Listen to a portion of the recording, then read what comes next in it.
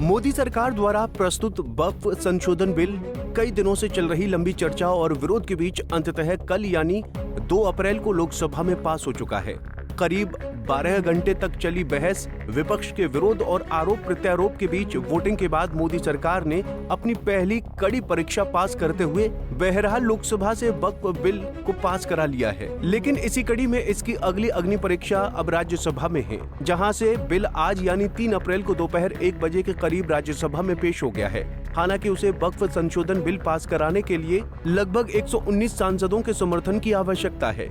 ऐसे में ये जानना बेहद जरूरी है कि वक्फ बिल को राज्यसभा में पास कराने की ये राह मोदी सरकार के लिए कितनी आसान रहने वाली है। वहीं इसके लिए मोदी सरकार को और किन किन अग्नि परीक्षाओं से गुजरना है, इसके बारे में भी विस्तार से जानेंगे। दरअसल हर कोई इस बात से वाकिफ होगा कि मोदी सरकार को वक्फ संशोधन विधेयक पास कराने के लिए कितने पापड़ बेलने पड़े हैं। वक्फ संशोधन विधेयक में क्या अहम बदलाव हुए? बीते वर्ष अगस्त महीने में ही इस बिल को सदन में पेश किया गया था, जिसके बाद विपक्ष के विरोध और व्यापक चर्चा की मांग के चलते इसे संयुक्त संसदीय समिति यानी जेपीसी को भेजना पड़ा था। जेपीसी ने कई महीनों तक इस पर विचार विमर्श किया, जिसमें 36 से अधिक बैठकें हुई, जिसमें समिति ने 27 जनवरी 2025 को अपनी रिपोर्ट को अंतिम रूप दिया और 13 फरवरी 2025 को इसे संसद में पेश किया गया। जेपीसी ने कुल 23 में से 14 संशोधनों को मंजूरी दी। इन बदलावों में कुछ प्रमुख प्रावधान शामिल रहे हैं, जैसे वक्फ बोर्ड में गैर मुस्लिम सदस्यों और महिलाओं की अनिवार्य नियुक्ति, सभी वक्फ संपत्तियों को 6 महीने के भीतर केंद्रीय पोर्टल पर पंजीकृत करने की शर्त। हालांकि कुछ मामलों में वक्फ ट्रिब्यूनल को समय बढ़ाने का अधिकार दिया गया और संपत्ति विवादों में जिला कलेक्टर की जगह राज्य सरकार के वरिष्ठ अधिकारी को जांच का अधिकार देना। इसके अलावा वक्फ बाय यूजर की अवधारणा को हटाने का प्रस्ताव भी शामिल है, जिसके तहत बिना दस्तावेजी सबूत के भी लंबे समय से इस्तेमाल होने वाली संपत्तियों को वक्फ माना जाता था। जेपीसी की रिपोर्ट के बाद ये बिल संसद के मौजूदा बजट सत्र में भेजा गया और अब वो पारित हो चुका है। आपको बता दें कि लोकसभा में वक्फ बिल कैसे पास हुआ। लोकसभा में बीजेपी के बहुमत के चलते ये विधेयक आसानी से पारित हो गया। हालांकि इस बिल के विरोध में कई विपक्षी पार्टियां प्रमुखता से डटी रहीं, जिसमें कांग्रेस, AIMIM, समाजवादी पार्टी और टीएमसी जैसी पार्टियां शामिल रहीं। 2 अप्रैल को दोपहर करीब 12 बजे किरण रिजिजू, जो कि संसदीय मामलों और अल्पसंख्यक मामलों के मंत्री हैं, उन्होंने ये बिल पेश किया। करीब 10 घंटे से अधिक समय तक चली चर्चा में रात करीब 2 बजे के बाद ये बिल मुख्यतः पास हो गया। इस बिल के पक्ष में लोकसभा में 288 वोट डाले गए, जबकि विरोध में 232 वोट पड़े। वहीं विपक्ष ये बिल पास न हो सके, इसके लिए पुरजोर कोशिश करता रहा, जिसके मद्देनजर उसने 100 से अधिक संशोधन प्रस्ताव सदन में प्रस्तुत किए। हालांकि वोटिंग में ये सभी पास नहीं हो सके। इसके अलावा all India Muslim personal law board यानी AIMPLB ने भी इस बिल का कड़ा विरोध जताया है और इसे वक्फ संपत्तियों के लिए नुकसानदेह बताया।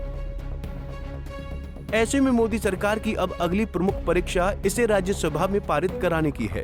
राज्यसभा में यूं तो ये बिल पेश किया जा रहा है, लेकिन इस पर संशय अभी भी बरकरार है कि लोकसभा की तरह राज्यसभा में भी इस बिल को पूरा प्रोत्साहन मिलने वाला है। ऐसे में अब आपको बताते हैं कि इस बिल को राज्यसभा में पास कराने के लिए मोदी सरकार को किस फॉर्मूले से होकर गुजरना है। क्या है राज्यसभा में बिल पास कराने का गणित? लोकसभा में जिस तरह से सांसदों की संख्या रही, उस हिसाब से वक्फ बिल को उन सांसदों का समर्थन मिला।